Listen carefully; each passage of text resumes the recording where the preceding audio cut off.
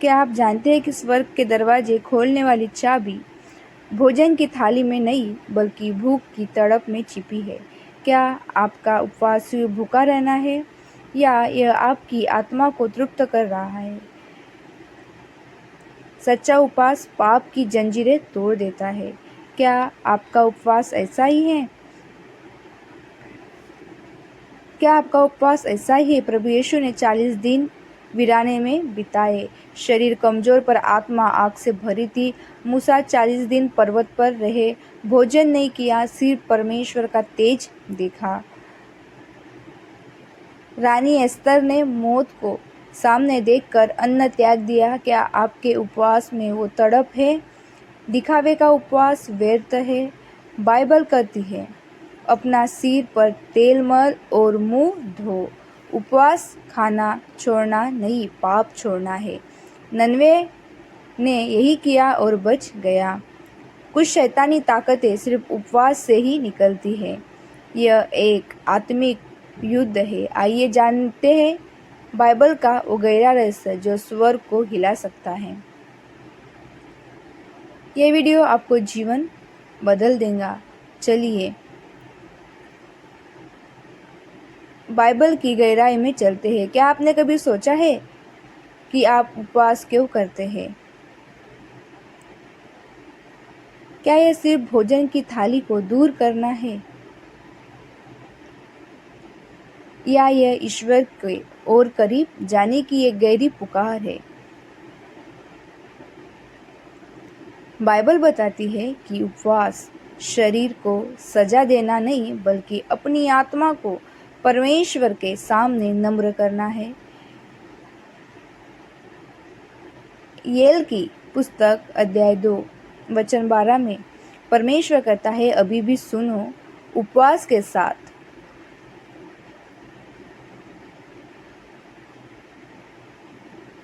रोते और विलाप करते हुए मेरे पास फिरो। उपवास का मतलब यह है फिरना, दुनिया से मुड़कर ईश्वर की ओर देखना। लेकिन परमेश्वर एक चेतावनी भी देता है,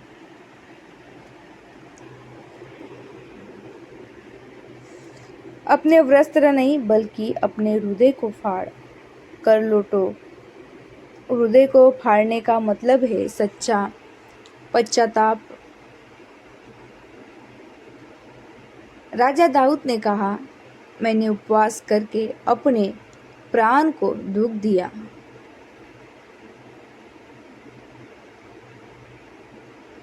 दाऊद राजा होकर भी उपवास में एक भिखारी की तरह बैठा। क्यों? क्योंकि उपवास हमारे अहंकार को तोड़ता है। जब पेट खाली होता है तो आत्मा बात करने लगती है। उपवास हमें याद दिलाता है कि हम सिर्फ शरीर नहीं हैं। बिना प्रार्थना का उपवास केवल डाइटिंग है।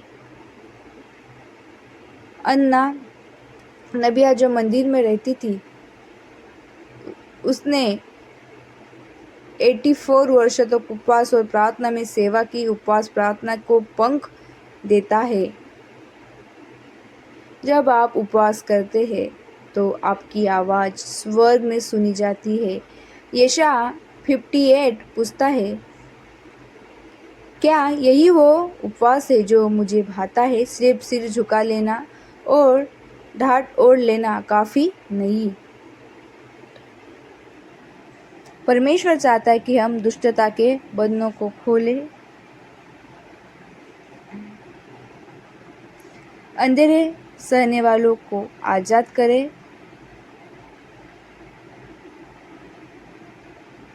अपनी रोटी भूखों के साथ बांटे। तो आज सवाल यह है कि क्या आप उपवास परमेश्वर के लिए कर रहे हैं या लोगों के लिए? बाइबल में ऐसे लोग थे जिन्होंने उपवास से इतिहास बदल दिया। मूसा जिसे 10 आज्ञाएं मिली, एस्तर जिसने अपनी पूरी कौम को बचाया, और दानियल जिसे शेरों ने भी नहीं छुआ। कैसे मूसा ने 40 दिन बिना भोजन के बिताए और क्यों क्या इंसान बिना पानी और भोजन के 40 दिन जीवित रह सकता है।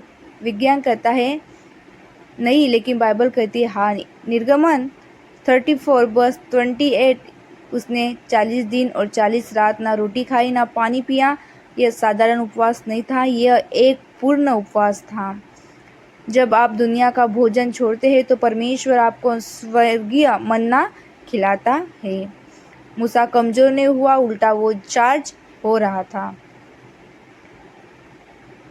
उसने अपनी आंखों से परमेश्वर की महिमा को देखा और जब वो नीचे उतरा तो उसे पता भी नहीं था कि उसका चेहरा चमक रहा है।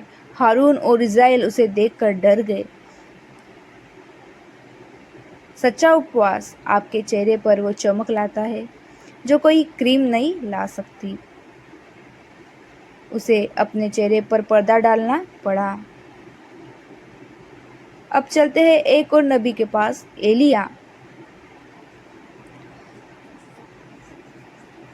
वो डरा हुआ था, थका हुआ था।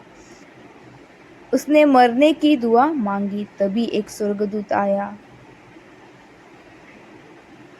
उठ और खा, दूतों ने कहा। एलिया ने खाना और फिर से सो गया, लेकिन परमेश्वर का काम अभी बाकी था। परमेश्वर का काम अभी बाकी था। बाइबल कहती है उसे एक भोजन के बल पर वह 40 दिन और 40 रात चलता रहा। सोचिए, एक बार का स्वर्गीय भोजन, 40 दिन की ताकत। साधारण भोजन पेट भरता है, लेकिन वचन हड्डियों को मजबूत करता है। वो उसी पहाड़ पर पहुंचा जहां मूसा था, होरेब पर्वत। मूसा और एलिया दोनों ने 40 दिन उपवास किया। क्यों? क्या परमेश्वर उन्हें भूखा मारना चाहता था? नहीं, उपवास उन्हें खाली कर रहा था ताकि वे परमेश्वर की आवाज से भरे जा सके। जब पेट की आवाज बंद होती है तभी परमेश्वर की धीमी आवाज सुनाई देती है। एलिया ने आंधी में नहीं, आग में नहीं, बल्कि एक दबी हुई धीमी आवाज में परमेश्वर को सुना। ये थे पुराने नियम के दिग्गज। लेकिन सदियों बाद एक और व्यक्ति आया जिसने न केवल 40 दिन उपवास किया, बल्कि शैतान को उसने ही इलाके में हराया। यीशु मसीह का महाउपवास और शैतान की 3 परीक्षाएं। अब कहानी एक और 40 दिन के उपवास की है। प्रभु यीशु मसीह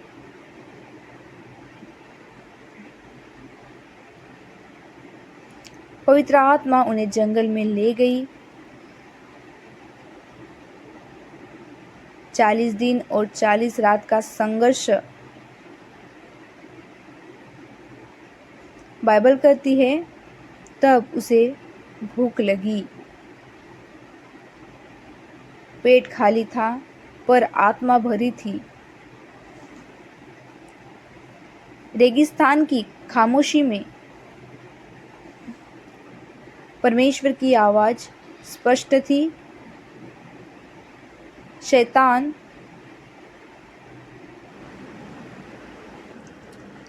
जानता था कि यीशु भूखे हैं। यदि तू परमेश्वर का पुत्र है, हाँ तो कह दे कि ये पत्थर रोटी बन जाए। यीशु ने आत्मिक तलवार उठाई। कहा, लिखा है, मनुष्य केवल रोटी ही से नहीं बल्कि परमेश्वर के वचन से जीता है। शैतान हार नहीं माना। कहा, यदि तू परमेश्वर का पुत्र है तो नीचे कूद जा। कहा, क्योंकि लिखा है वह तेरे विषय में अपने स्वर्गदूतों को आज्ञा देता है। यीशु ने फिर कहा, यह भी लिखा है, तू अपने परमेश्वर को ना परखना। फिर एक बार वचन की विजय हुई। शैतान ने अपना आखिरी दाव खेला। यह सब राज्य और इनका वैभव तू मेरा हो जा। यदि तू गिर कर मुझे प्रणाम करे तो यह सब तुझे दे दूंगा। यीशु ने कठोरता से कहा, शैतान दूर हो जा। लिखा है, तू केवल अपने परमेश्वर को प्रणाम करना और उसी की उपासना करना। शैतान भाग गया, यीशु जीत गए। और तब स्वर्गदूत आए और उनकी सेवा टहल करने लगे। यीशु का उपवास आत्मिक युद्ध की सबसे बड़ी मिसाल है। अगले भाग में उपवास कैसे करें। आपके लिए यीशु ने शैतान को हराया, लेकिन क्या ये शक्ति सिर्फ उनके लिए थी? नहीं। मत्ती 6:6 में यीशु ने कहा, जब तुम उपवास करो, उन्हें यह नहीं कहा कि अगर तुम करो, बल्कि जब तुम करो। उपवास एक विकल्प नहीं, एक हथियार है।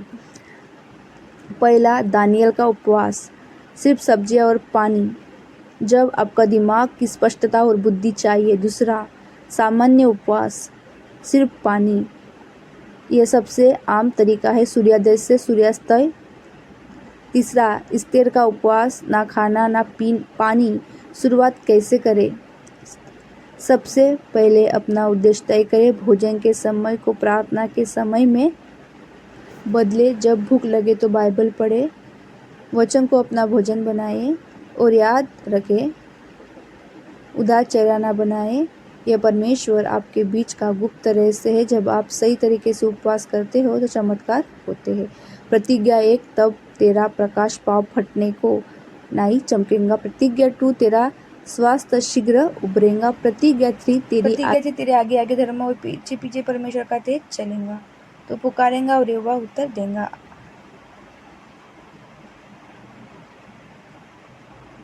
कुछ पहाड़ बिना उपवास के नहीं हिलते, लेकिन प्रार्थना उपवास उसे समुद्र में फेंक देते हैं। क्या आप अपनी जंजीरें तोड़ने के लिए तैयार हैं?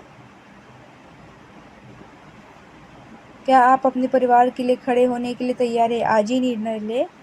एक दिन का उपवास, एक समय का भोजन छोड़ना। छोटी शुरुआत करें, लेकिन शुरुआत करें। परमेश्वर देख रहा है, वो प्रतिफल देगा। बाइबल का उपवास आपका जीवन बदल देगा। प्रभु आपको